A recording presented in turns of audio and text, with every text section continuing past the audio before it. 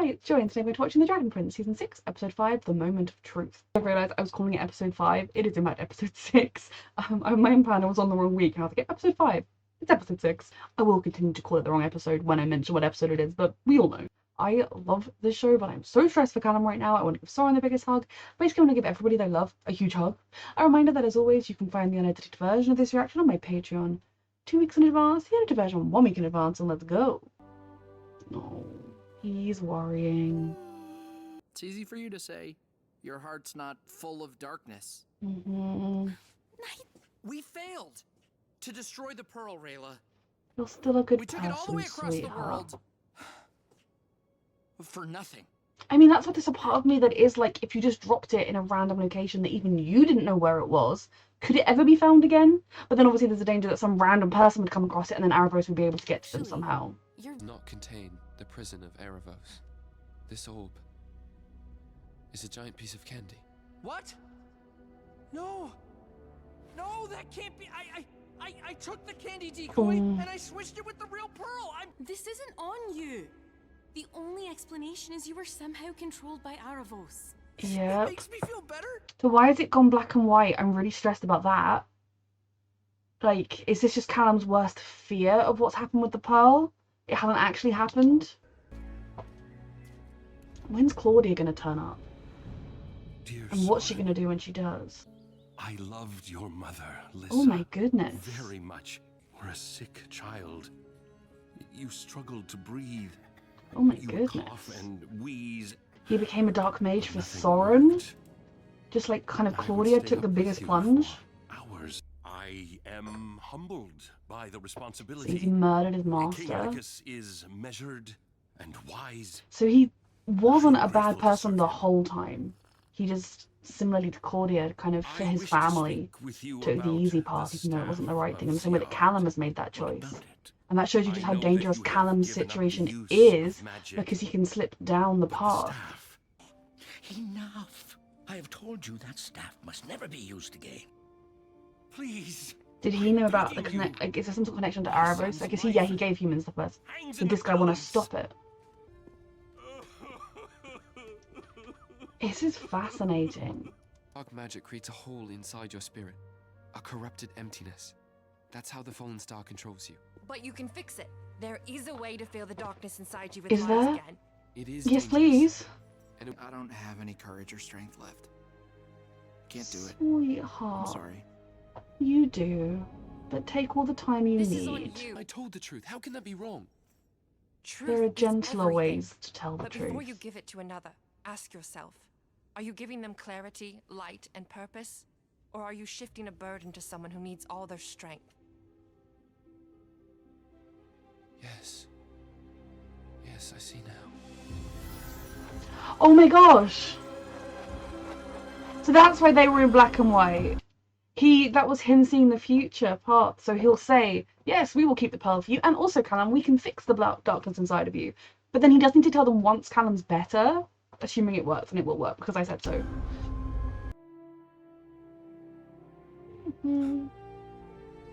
Yes.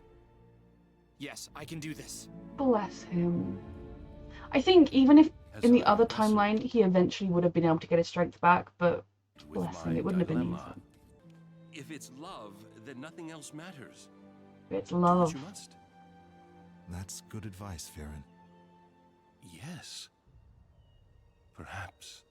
It's so interesting, is. isn't it? Because we can all empathize with people making these dark, like Callum when he used it to save Rayla on the ship, dark magic. Claudia when she healed Soren. Viren when he healed Soren. Like, you can all empathize with someone you love is in danger. You're gonna reach for whatever you can, but you need to then, like, it needs to stay as a last resort and not be the first resort at all times. Though he was already using dark magic, it was just the staff that was the problem, right? Because he was already the mage, so he was already dark magicking.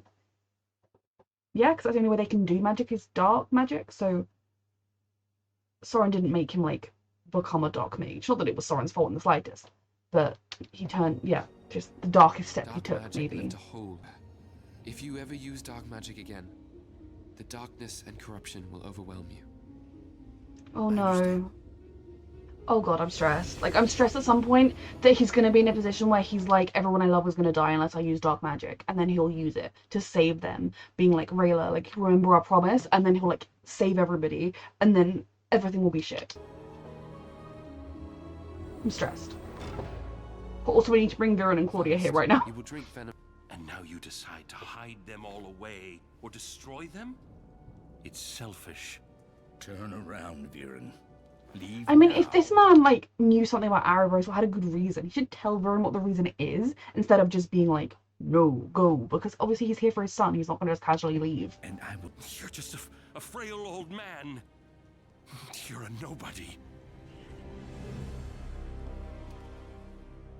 I am the High Mage. If Viren was already the High Mage of Catalyst, then he was already doing dark magic, just not super big dark magic with the staff. Because Callum's whole thing in the first few seasons was that humans just cannot do magic full stop unless it's dark magic, and Callum disproved that. But Viren hasn't. I intend to use them both. See, if you just for things like saving a kid, we can get behind that. For personal power and growth, less so. You shouldn't have threatened me. Yeah, so like... Yep. My teacher. So like this shows you that it's more than just like healing your kid, because like if it was just about healing Soren, he would say, but I'll have healed my son first. I can, as long as he's okay, I'm okay with everything else. And then he'd like scurry off into the night, do the spell to heal Soren, and then face whatever consequences came. And like to the king, he'd make his argument of, well, I can protect the kingdom, I've got the staff, you know, he was risking the god, whatever, like he can make his argument. But if it was just truly about saving Soren, that would have been all he'd need. He'd be like, that's fine, once I get home I will save my son, and then I will face whatever consequences there are, but my son will live, and that is what matters. That's how a like good person crossing a boundary line would respond. Which showed you that Viren has always felt a degree of a pull to power. Yes, he was motivated to act because of Soren, but he probably always thought, he got the staff from his mentor, he got it from his mentor, why wouldn't he give it to me? I deserve it. I'm wonderful. Like, that part of him was always there. And it doesn't mean he was a wholly bad person, but I definitely think there's more to the story than just he was a worried father trying to heal his son. The one deep truth so bright it can fill the darkness. What's his deep truth gonna be? Menace. Pluma. Because it has surely to be something personal to him that has always been there. How do I find this light? Look inside. Not that that's much help. I only see darkness. Oh.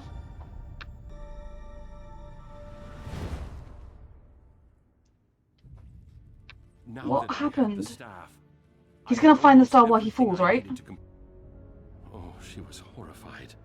She saw my face. And she trembled. I tried to explain that I had only done what was necessary. No, killing your Confronted mentor Kabar was and not taken the staff. necessary. Something so simple and Even he is still defending himself as it was just for you, Soren, when it wasn't, because he didn't need to kill his mentor for Soren. her Like, he tears. could have even like tied him up to like buy himself some time if he needed time. Like, there are things he could have done to the guy that weren't murdering him. Pushed her against the wall, and I held the back of her hair to keep her still. Jesus I pressed Christ. the vial to her cheek and watched it fill with her tears. Little domestic When I violence. released But it was all... her, and I knew she was right. But you kept acting I in had this way. become a monster. You didn't turn back. You continued to be a monster. That's your flaw here. You had the moment of realization and you went, sure, sounds like fun. But Soren does deserve this truth, however painful it is. Okay, slow falling is good. I was mildly concerned he was gonna like wake up and they were gonna be like, the thing failed, but this is good, we can work with this. Rayla. If it looked like it was Rayla. If it's Rayla, that's really, really sweet and I love it, and it's like destiny, he was always meant to find her, that's their truth. But I kind of would have preferred his truth to be something personal, like purely to him, his whole life, even before he'd met Rayla. So I suppose you could argue that he was always destined to meet her. I found my one truth. Mm-hmm. He found his one truth, indeed. To my most terrible confession. He blamed Soren. After all this, I punished you with a At least, lifetime of cold. I am so sorry.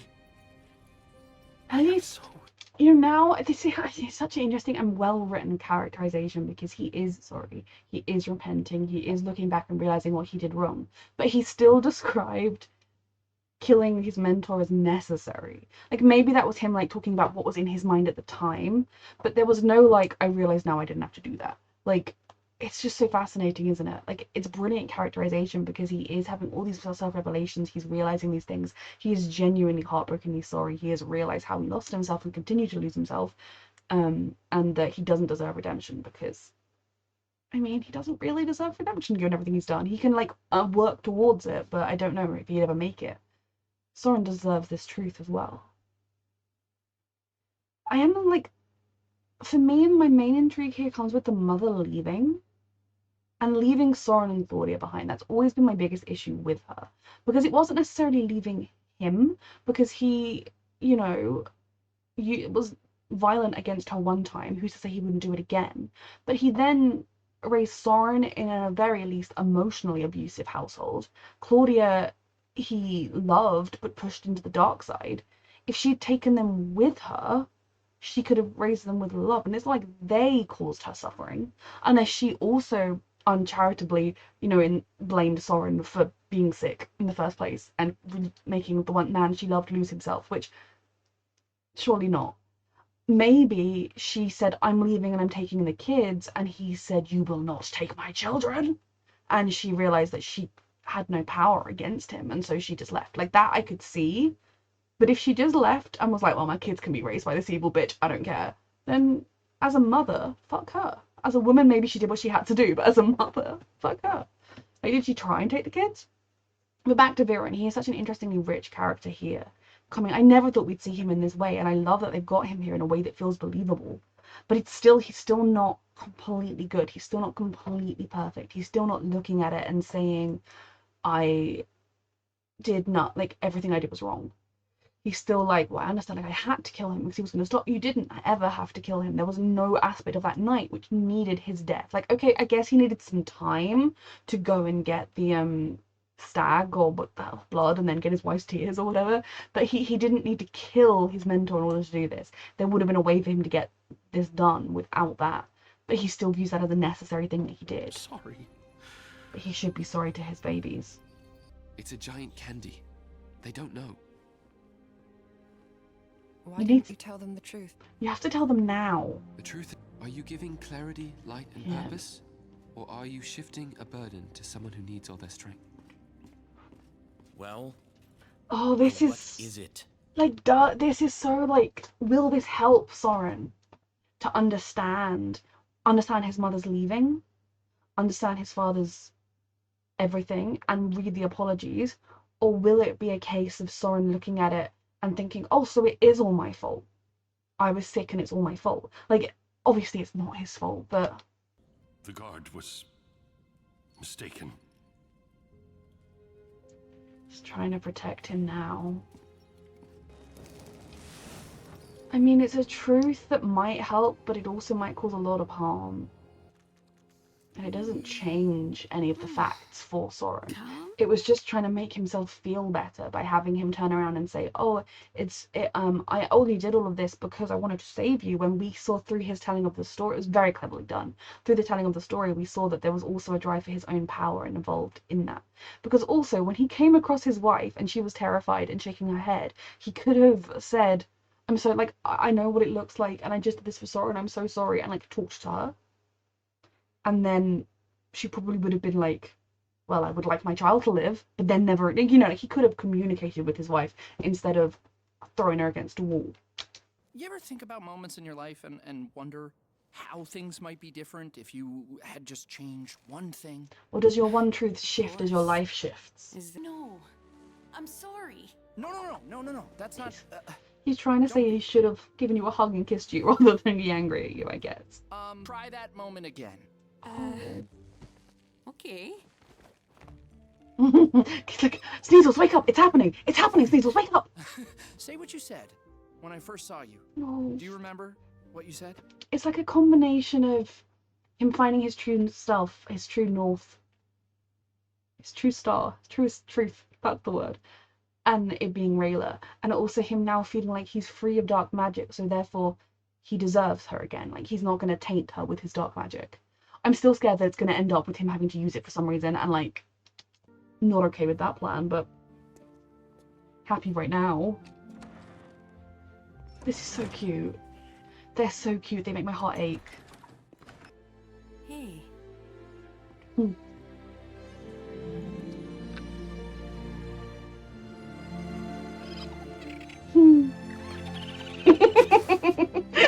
Bless them.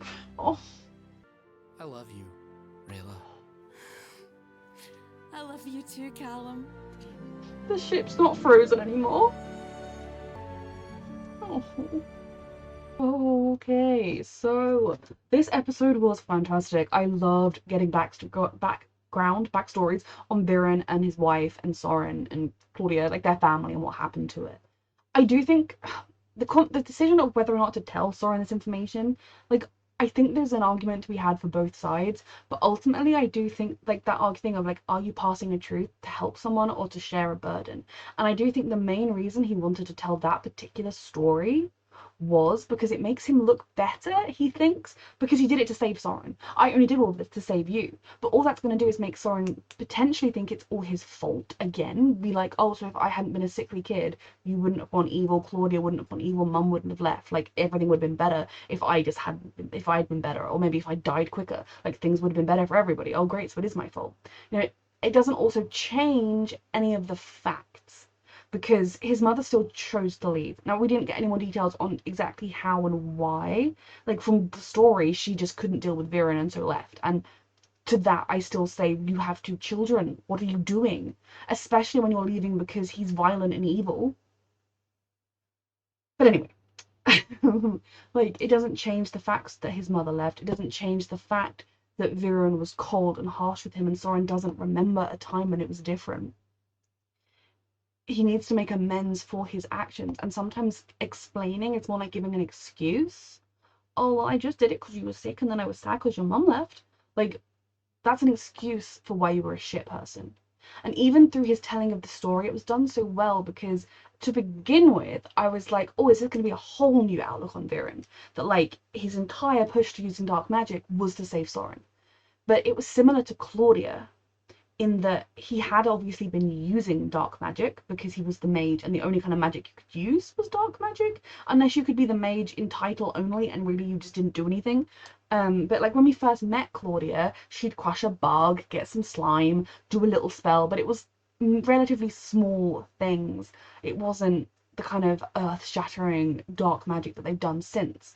And it was only when Soren was paralyzed and injured that she first made the choice to use the big dark magic and to kind of cross that line that then could not be uncrossed. And again, with both her and with Viren, I think as people who love our families and love our friends and love people that we love, you can empathize with being willing to make that choice to save someone, in the same way that Callum made the choice.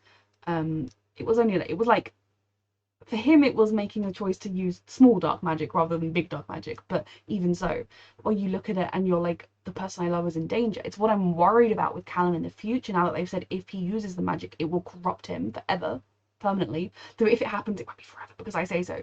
Because I'm worried he'll be in a situation where he looks at it and he's like, the people I love are in danger, but if I do this thing they can be safe, and then they'll just kill me. But that's fine, I'm okay with that. Like, that's my worry with Callum, because he is such a good person that he will be viewing it as a sacrifice he's willing to make, rather than him being like, I'm gonna go get some power over there.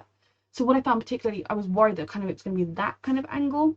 Now, because Claudia was a more complicated situation, because she did it to save Soren, and then also her father, who she idolized and who loved her, was going even further down this dark path, and she chose to join him in it, and then she lost him and she chose to go even further into it to save him. But she also had Erebos' manipulations, whereas Viren had none of that. Viren had a sick child, and I could empathize with him. if he had purely made the decision to take the staff, use dark magic, bigger dark magic to save Soren, I could be like, I understand making that choice. And it's one of those things where you think, could I personally be strong enough to not make that choice if I had a way to save my child? And I'd like to think I could be if it would hurt other people, but if it didn't hurt other people, maybe I couldn't. It's a complicated situation. It's not black and white. And it's something you can definitely empathize with. But the killing of his master and the way he killed his mentor even was chilling. He literally turned around and was like, you shouldn't have threatened me. Evil, evil, evil, evil. Like, he'd done one little bit about, he was beginning the dark magic step at that point. He hadn't even done anything. He just held the staff for 2 seconds and he was like, Viren, you did it for power. Because he didn't threaten to kill him. He didn't threaten that, I don't know, he'd tell the king it was done with dark magic and they'd kill Soren to even scales. I don't know. He literally just said, you will lose everything you have. As in, I guess he would lose his position of High Mage. He would reveal this to everybody. But clearly using the staff and using dark magic isn't a bad thing. So it was more a fact of he would go to the king and he would say, Viren is a sneaky little snake. He stole from me. Don't trust him. And he'd lose his job, essentially. And yes, that job comes with a lot of status and money and privilege for his family, that if he were to lose his job, how would he make a living? Like, I get that. You go from, especially if he says when I was nothing, like you go from not having much potentially to having everything, and I get being frightened of having it taken away, but he wasn't like, I can't let you do that to me or my family, I have to kill you. He was like, how dare you threaten me? I'm going to swirl my moustache. This is a beard. Twirl my beard. Like, I'm evil. He went from like, he's flipped completely from grieving concerned father to evil mastermind. He wanted power, and I do think there was an element of him that was resentful, that when he always assumed when he became High Mage of Catullus he would be given the staff, and it didn't happen, and he felt envious of that and jealous, and how could you do that? I'm just as good as you, I'm better than you, I could be the best mage. And I also think there's an argument to be had that for Viren to go to the king and say, well, my lord, I did take the staff from him, but it has always been passed down from High Mage to High Mage, and in this case I needed it to protect my son, just as in the future I may need to protect your son, your grandchildren, I may need to protect the kingdom, and if he is keeping it for safekeeping for some stupid, because he wants to have it on his wall, I'm sorry, my king, but I just do not think that is right. Soren was the thing that finally pushed me to act, but I have been considering this injustice for quite some time. Yes, maybe it wouldn't work, maybe he'd still lose his job because the old mage had such a good thing with the king, but I don't necessarily think so. And we've already seen that Viren was close with, already good friends with the prince, who would be the king, so all he'd have to do was wait a few years until the old king died, and then he'd be like, hey, prince, remember we were friends, your dad was really mean to me, can I have my job back? There were so many avenues with doing nothing to his mentor, but he still probably could have got away with it. But he immediately was like, I gotta kill you now. He also could have used the staff to send the man into an unconscious sleep that only he could wake him up from. Like, knock him out for a while. He could have tied him up. He could have kidnapped him for a little bit. And then once Soren was awake, released him. If, like, the argument was he needed time to go and get the creature and then get the tears and then get to Soren. But, like, there were so many things he could have done that weren't immediately murdering his mentor. And I also understand being angry at this mentor when he's like, my son will die. And he's like, well, yeah, he will. Like, I feel some sympathy for you, but it's going to happen. I also feel frustration for the mentor because he didn't explain why he had this sudden aversion to the staff. And I have to believe he somehow learned about Aravos or learned about the corruption of it and wanted to kind of not let that happen. But at that point, when you see Viren, he's broken into your home, he's desperate to save his son, you're going to explain to him why he shouldn't use the staff. And the other thing is, if you think, well, I had to kill him, even if you think, okay, I had to kill him because I needed to save my son, you then get home, your wife sees you, you've still got your dark magic face on, you haven't hidden that, your hair's gone a bit white, and she realizes you've done something horrific, and she is horrified by this. You then say, I'm so sorry, like, I know what this looks like and I hate it too, but I made this choice for our son. I had to do it. Please, I just need your tears. Like, you maybe don't need to immediately get violent with her. she's going to be doing, I mean, given that like her son is dying and you have just gone evil, she's going to be doing a lot of crying. There'll be a lot of ways for you to get these tears. Reason with her, talk with her first. And then you could even hold her more gently as you try and get them without throwing her against a wall. You know, no wonder she left. My big question with that is still the children, but I have discussed that numerous times. So even then when he looked at his wife and saw her sobbing on the floor and he realized, I am a monster, he didn't then try to make up for that, try to undo it, try to do right. He continued to do monstrous things. So fuck Viren.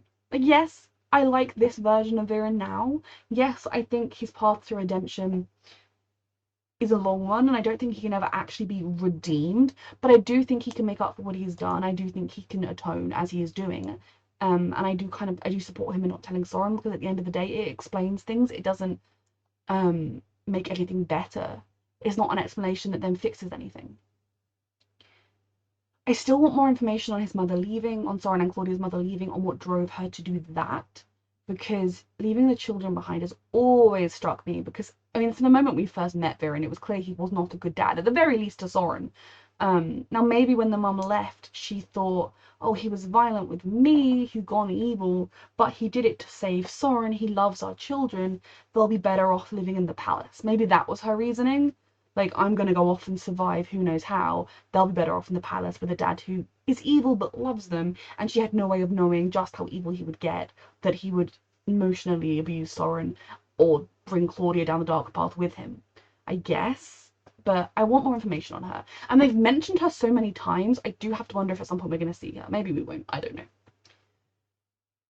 I just want to give Soren a hug. So I respected Viren for not giving Soren the information at the end, because while I do...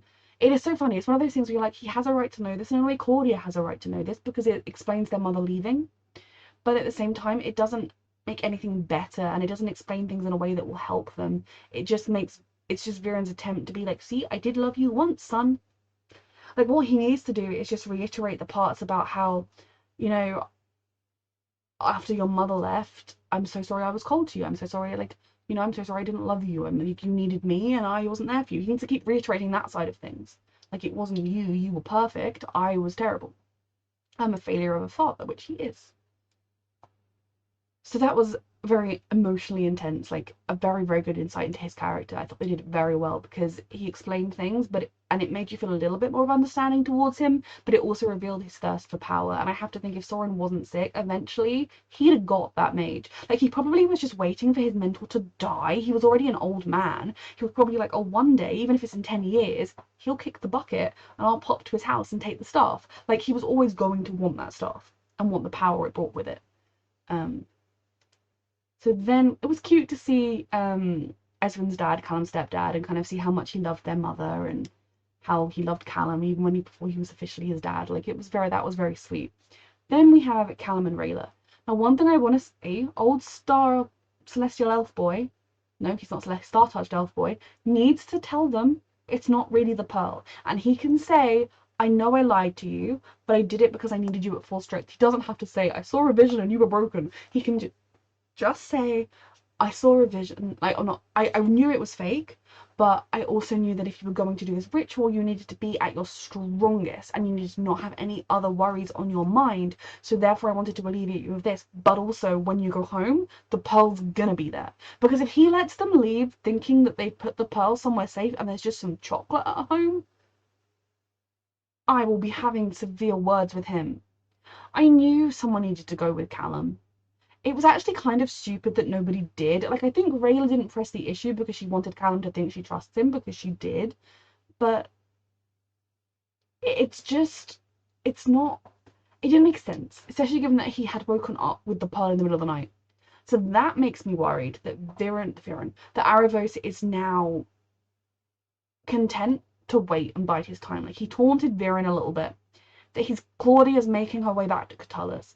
Maybe he's even in her ear being like, oh, it would be good to see your father again. Maybe you should see him. Whether she's aware of it or not, I could see that.